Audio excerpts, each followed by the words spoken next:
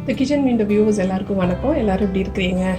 இன்றைக்கி நம்ம பார்க்க போகிறது நான் அசைவ பிரியர்களோட ஃபேவரட்டான நண்டு மசாலா செட்டிநாடு ஸ்டைலில் நம்ம பண்ணிடுவோம் இன்றைக்கி. அதுக்கு தேவையான பொருட்கள் என்னென்ன அப்படிங்கிறத பார்த்துருவோம். நண்டு வந்து க்ளீன் பண்ணி ஒரு 2 கிலோ எடுத்து வச்சுருக்கேன். இப்போ நான் சொல்கிற அளவு எல்லாமே 2 கிலோவுக்கு போதுமானது. நீங்கள் இதை விட கம்மியாக பண்ணுறதுன்னா அதுக்கு தகுந்த மாதிரி குறைச்சிக்கோங்க. நம்மளுக்கு வறுத்து அரைக்க வேண்டிய பொருட்கள் தனியாக நம்ம மசாலா இன்றைக்கி செய்ய போகிறோம் எப்போதும் போல். அது வந்துட்டு சின்ன வெங்காயம் இருக்குல்ல, சின்ன வெங்காயம் வந்து இது ஒரு 100 கிராம் இருக்கும். 100லேருந்து 125 கிராம் நீங்கள் எடுத்துக்கலாம் சின்ன வெங்காயம். 3 தக்காளி, பழுத்த தக்காளி, ஒரு 3 டேபிள் ஸ்பூன் வந்துட்டு தேங்காய், அப்புறம் கொத்தமல்லி பார்த்திங்கன்னா ஒரு 2-2.5 டேபிள் ஸ்பூன் வந்து கொத்தமல்லி விதைகள், 2 டீஸ்பூன் சோம்பு, 2 டீஸ்பூன் சீரகம், 1.5 டேபிள் ஸ்பூன் மிளகு, வத்தல் மிளகாய் ஒரு 6, பச்சை மிளகாய் ஒரு 3, அப்புறம் 1/2 டீஸ்பூன்லேருந்து 3/4 டீஸ்பூன் வரைக்கும் மஞ்சத்தூள், இஞ்சி பூண்டு பேஸ்ட்டு பார்த்திங்கன்னா 1.5 டேபிள் ஸ்பூன்லேருந்து 2 டேபிள் ஸ்பூன் எடுத்துக்கலாம். உப்பு தேவையான அளவு. தாளிக்கிறதுக்கு இன்றைக்கி நல்லெண்ணெய் தான் நம்ம யூஸ் பண்ண போகிறோம். அதே போல் தாளிக்கிறதுக்கு வெறும் 2 இதுலேருந்து 2 சோம்பு எடுத்து போட்டுக்கலாம். அதே போல் பூண்டு 2, சின்ன வெங்காயம் 2 தட்டி வச்சுருக்கேன். அது மாதிரி நம்ம தாளிச்சிக்கலாம். வாங்க இப்போ எப்படி செய்கிறது அப்படின்னு பார்த்துருவோம். இப்போ நம்ம எப்படி செய்கிறது அப்படின்னு பார்த்துடலாம். ஒரு சின்ன வானலியில் வந்துட்டு கொஞ்சம் எண்ணெய் சேர்த்துட்டேன். அது எண்ணெய் சூடானதுக்கப்புறம் கொத்தமல்லி,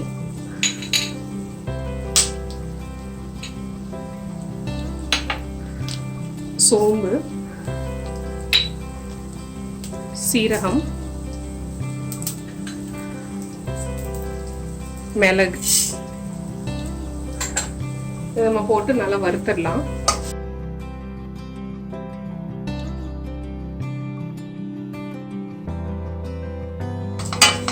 இது எல்லாம் நல்லா ஒன்று போல் வறுத்து வாசம் வந்ததுக்கப்புறம் மற்றதெல்லாம் ஒன்று ஆட் பண்ணிக்கலாம்.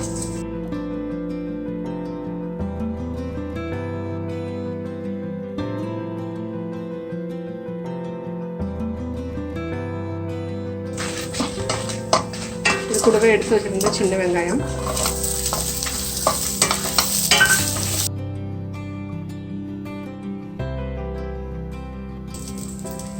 ரெண்டு கொத்து கருவேப்பிலை,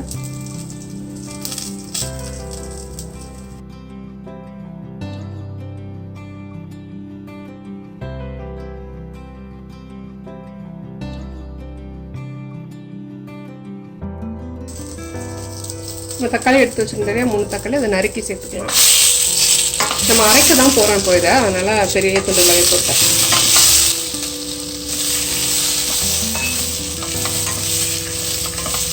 உங்களுக்கு இந்த மிளகு காரம் நல்லா பிடிக்கும்னு சொன்னால் இதில் மிளகா இருக்கு இல்லையா, வரமிளகா, அதில் ஒரு 2-3 வந்து குறைச்சிட்டு ஒரு 1/2 டீஸ்பூன் மிளகு கொஞ்சம் தூக்கலாக போட்டுக்கலாம். நண்டு முக்கியமாக எதுக்குன்னா நல்ல சளி இருந்ததுன்னா முறிக்கக்கூடிய தன்மை உடையது வந்து இந்த நண்டு.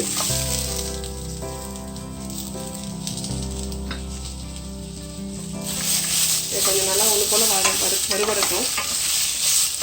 அதுக்கடுத்து நம்ம தேங்காய் மட்டும் போட்டு இறக்கிக்க வேண்டியதுதான். அவ்வளோதான், தேங்காவே நம்ம போட்டுடலாம்.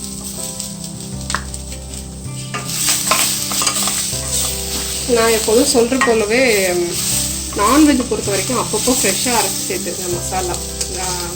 ஸ்டோர் பண்ண மசாலாலாம் இல்லாமல் எப்போதுமே இந்த வறுத்து சேர்த்து அரைக்கிறதுக்கு வந்து ஒரு தனி ஃப்ளேவர் உண்டு. அதனால் குறிப்பாக அசைவ உணவு வகைகள் அத்தனைக்குமே நம்ம வந்து ஃப்ரெஷ்ஷாக அரைச்சி சேர்த்தா ரொம்ப டேஸ்ட்டு, கூடவே அந்த மனமும் இருக்கும். நம்ம இந்த பாத்திர சூட்லேயே வந்து தேங்காயும் நம்மளுக்கு வறுபட்டு வந்துடும். இந்த ஸ்டேஜில் நான் வந்து அடுப்பு அணைச்சிக்கிறேன். இதை நம்ம அரைச்சிட்டு சாந்து மாதிரி ஆக்கிட்டு அடுத்தது என்ன செய்யணுன்றதை பார்ப்போம். ஒரு நம்ம அகலமான பாத்திரம் எடுத்துக்கலாம், பேன் மாதிரி.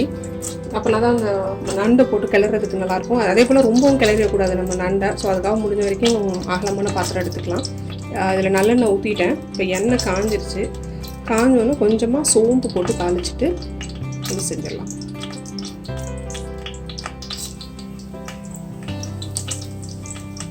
சோம்பு போட்டேன்.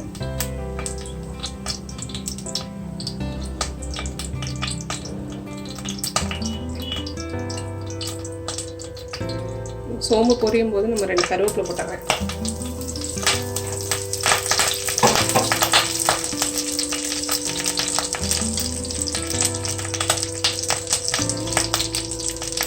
நம்ம இடிச்சு வச்சுருந்தோம் இல்லையா பூண்டு வெங்காயம், ஃபஸ்ட்டு பூண்டு சேர்த்துக்கலாம்.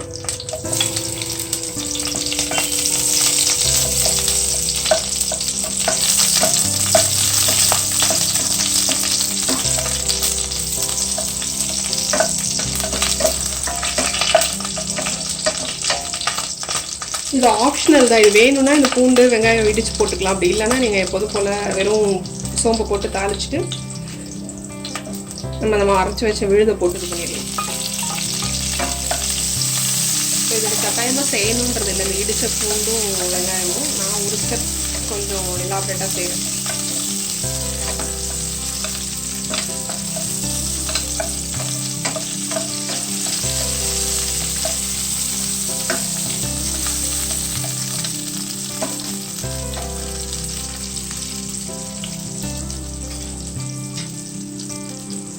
இதுக்கு நடுவில் நம்ம அரைச்சி வச்ச இந்த சாந்து, சாந்து இப்படி தான் இருக்கும். நம்ம எல்லாம் அரைச்ச எடுத்து வச்சிருந்த மசாலா வறுத்ததெல்லாம் சாந்து இப்படி தான் இருக்கும்.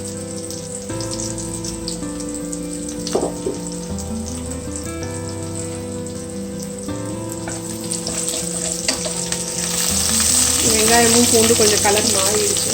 மஞ்சள் தூள் போட்டுக்கலாம்.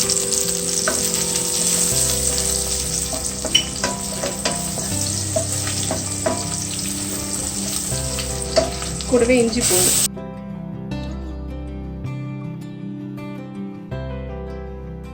இஞ்சி பூண்டு பச்சை வாசனை எல்லாம் போயிடுச்சு. இந்த ஸ்டேஜில் வந்து நம்ம அரைச்சி வச்சிருந்த சாந்து இருக்கு இல்லையா, அதை சேர்த்துடலாம்.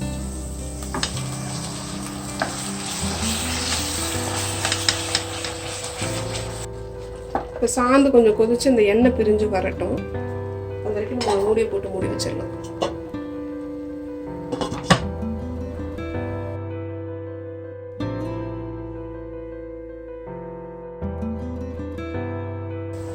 இந்த இதுக்கு ரெசிபிக்கு தேவையான உப்பை போட்டுடலாம். நம்ம கல் உப்பு தான் போடுறேன். இல்லை உங்களுக்கு இந்த கிரேவி வந்து எந்த அளவுக்கு திக்காக வேணுமோ அதுக்கு நம்ம வந்து இது சேர்த்துக்கலாம். அரிசி கலந்து தண்ணி. நான் எப்போதுமே வந்துட்டு அரிசி கலந்ததுக்கப்புறம் தண்ணி எடுத்து வச்சுருவேன். ரசத்துக்கு அப்புறம் இந்த மாதிரி நான்வெஜ் செய்கிறது எல்லாத்துக்குமே அந்த தண்ணி தான் யூஸ் பண்ணுவேன், அந்த அரிசி மண்டியை. அதனால இப்போ அதை சேர்த்துறேன் நான். உங்களுக்கு எவ்வளோ கிரேவி திக்னஸ் வேணுமோ அந்த கன்சிஸ்டன்சிக்கு நம்ம இது கலந்துக்கலாம்.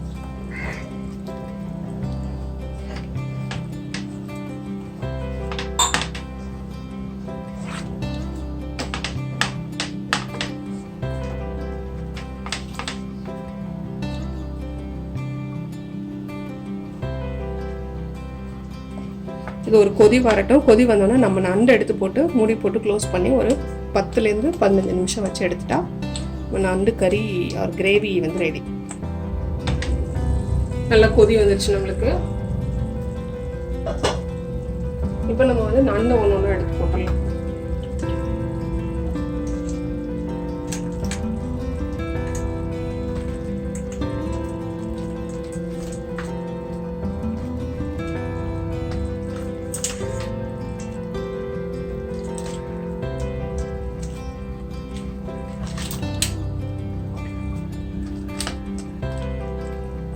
உங்களுக்கு எல்லாத்தையும் போட்டுட்டு இப்போ காமிக்கிறேன்.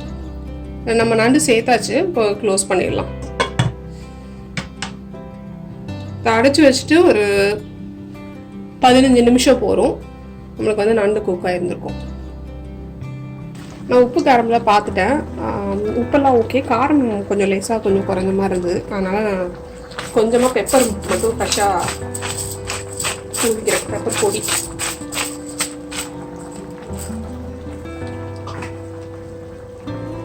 இன்னும் கொஞ்சம் திக்காகட்டும். முடிவு போட்டு அடைச்சி வச்சிடலாம். இது கொதிக்கட்டும். இன்னொரு மெத்தட் என்னென்னா, நம்ம நண்டு கிரேவி செய்கிறதுக்கு இல்லை குழம்பு மாதிரி செய்தோம் அப்படின்னு சொன்னால், கிராம பகுதிகளில் புளி இதில் சேர்ப்பாங்க. புளி தண்ணி சும்மா ஒரு நெல்லிக்காய் அளவு புளி எடுத்துட்டு புளி கரைச்சி அந்த புளி தண்ணியும் இதில் சேர்ப்பாங்க. அது இன்னொரு முறை. எனக்கு இன்றைக்கி அந்த மாதிரி வேணாங்கிறதுனால புளி சேர்க்கலை. தேவைப்பட்டால் நீங்கள் புளியை கூட சேர்த்துக்கலாம். 15 நிமிஷம் ஆச்சு. சூப்பர். எண்ணெய் பிரிஞ்சு வந்து நல்லா நண்டு வெந்திருக்கு. பாருங்க, தண்ணி எவ்வளோ ஊற்றணும். இப்போ எல்லாமே உங்களுக்கு பெரட்டல் மாதிரி ஆயிடுச்சு. இப்போ வெறும் அந்த சாந்து மட்டும்தான் இருக்குது. ரைஸோட போட்டு ரசம் சாதம் வச்சு இதை சாப்பிட்டா நெஞ்சு சளி அந்த இதெல்லாம் வந்து ஃபுல்லாக முறிச்சிட்டு வந்துடும் நண்டு.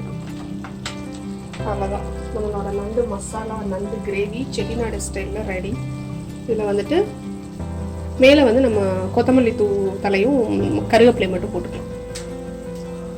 கருவேப்பிலை போடுறேன்.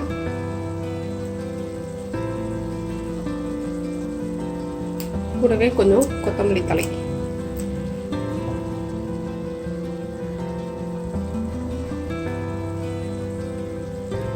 நம்மளோட செட்டிநாடு ஸ்டைல் நண்டு மசாலா நண்டு கிரேவி ரெடி. நீங்கள் செய்து பார்த்துட்டு எனக்கு எப்படி இருந்ததுன்னு கமெண்ட்டில் சொல்லுங்கள். மீன்வைல் சேனலுக்கு சப்ஸ்கிரைப் பண்ணாதவங்க சப்ஸ்கிரைப் பண்ணிக்கோங்க. கூடவே பெல் ஐக்கனையும் நீங்கள் வந்து ப்ரெஸ் பண்ணிக்கிட்டிங்கன்னா நான் போடுற எல்லா வீடியோக்கான நோட்டிஃபிகேஷன் உங்களுக்கு உடனே வரும்.